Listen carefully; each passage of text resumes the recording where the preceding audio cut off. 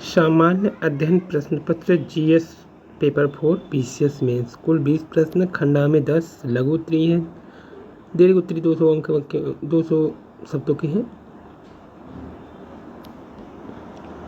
Question number 1 है GS number 4 का PCS में कुल पेपर नंबर 6।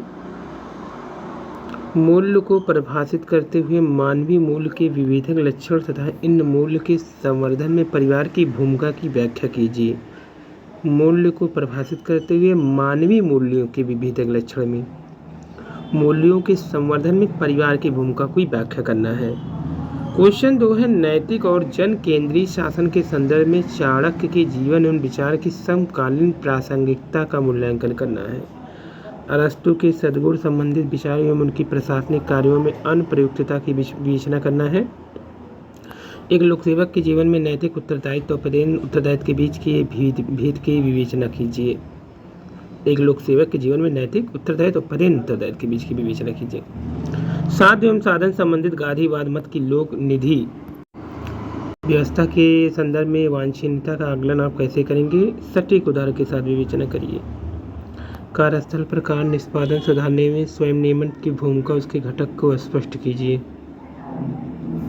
संवेगात्मक बुद्धि वह क्षमता है जिसमें आपकी भावनाएं आपके लिए कार्य करती हैं, न कि विरोध में। क्या आप इस कथन से सहमत हैं? विवेचना कीजिए। क्वेश्चन 8 एक सार्वजनिक सूचना अभियान में लोक सेवक द्वारा सामाजिक प्रभाव और अन्य का नैतिक रूप से प्रयोग कैसे किया जाता है? व्याख्या करिए। साइबर अपराधों में सोशल मीडिया के बढ़ते उपयोग एवं भूमिका के संदर्भ में सामाजिक कौशल की भूमिका को विश्लेषित कीजिए। प्रशासन में प्रेरित अनुपालन की व्यवहारिक उपयोगिता की विवेचना कीजिए। नैतिक प्रशासन सुशासन के बीच स्पष्ट भेद कीजिए, इनमें कौन सा अधिक आवश्यक है? डिजिटल शासन और बिग डेटा के युग में सार्वजनिक अधिकारी एल्गोरिथम्स और स्वचालित निर्णय प्रणाली पर अत्यधिक निर्भर होते जा रहे हैं। एल्गोरिथमिक पक्षपात, अस्पष्टता और जवाबदेही के अभाव से जुड़ी नैतिक जोखिम का समालोचनात्मक परीक्षण कीजिए। लोक प्रशासन में ऐसी प्रौद्योगिकियों के उत्तरदायी उपयोग के लिए मार्गदर्शक सुझाव भी दीजिए। नैतिक निर्णय लेने के महत्वपूर्ण कारकों की व्याख्या कीजिए। नैतिक निर्णय प्रशासनिक निर्णय के विरुद्ध हो तो आप दोनों में समन्वय कैसे करेंगे? उदाहरण सहित बताइए।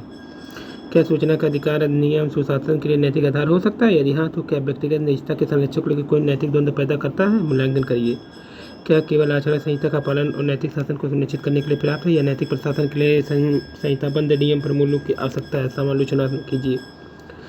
समाज के कमजोर वर्गों के मानसिक स्वास्थ्य को बढ़ावा देने के लिए लोक सेवक में सहनशीलता और सहानुभूति का अनिवार्य गुण क्यों जरूरी होता है? सामाजिक प्रभाव समझना बुझाना स्वच्छ भारत अभियान की सफलता के लिए किस प्रकार के योगदान कर सकते हैं? जीवन, कार्य, अन्य व्यक्तियों तथा समाज के प्रति हमारी अभिवृत्तियाँ समानता लेकिन अचेतन रूप से परिवार एवं सामाजिक परिवेश के द्वारा निर्मित हो जाती है जिसमें हम बड़े होते हैं।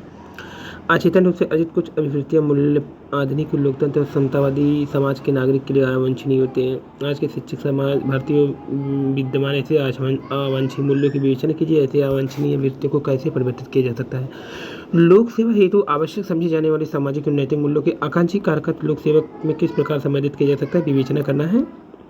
और 19 नंबर क्वेश्चन भारत में कॉर्पोरेट शासन के संदर्भ में नैतिक ईमानदारी और पेशेवर दक्षता से आप क्या समझते हैं? उपयुक्त उदाहरण देकर विवेचना करना है। ये पैराग्राफ है, इसमें से क्वेश्चन देख के करना है। आप एक जिले में उत्तरदायित्व पद पर कार्यरत हैं। दिन सुबह 11 बजे के आपके 11 वर्ष के बेटे के स्कूल में शिफ्ट होना है। आपको प्रिंसिपल से मिलना है। आप स्कूल गए तो यहाँ पे आपके बेटे को मेढक बना करके मजाक उड़ाते हैं। कुछ दिन बाद आप खेल के आ जाएंगे समय जहाँ आप और आपकी पत्नी बेटे को खेलते हुए देखने गए थे। आपका सहकर्मी बेटा आपका वीडियो दिखाता है जिसमें छात्रों ने आपकी बेटी का व्यंग्य चित्र बनाया। उन दोषी बच्चों को इशारा करता है जो स्टैंड में बैठे हैं। आप जानबूझ के अपने बेटे के साथ उनके पास से गुजरते हैं और घर लौट आते हैं। अगले दिन सोशल मीडिया पर आपको आपके बेटे को और यहाँ तक कि आपकी पत्नी को भी बदनाम करने वाला एक वीडियो मिलता है जिसमें कहा जाता है कि आप खेल के मैदान में बच्चों को शारीरिक रूप से परेशान करने लगे।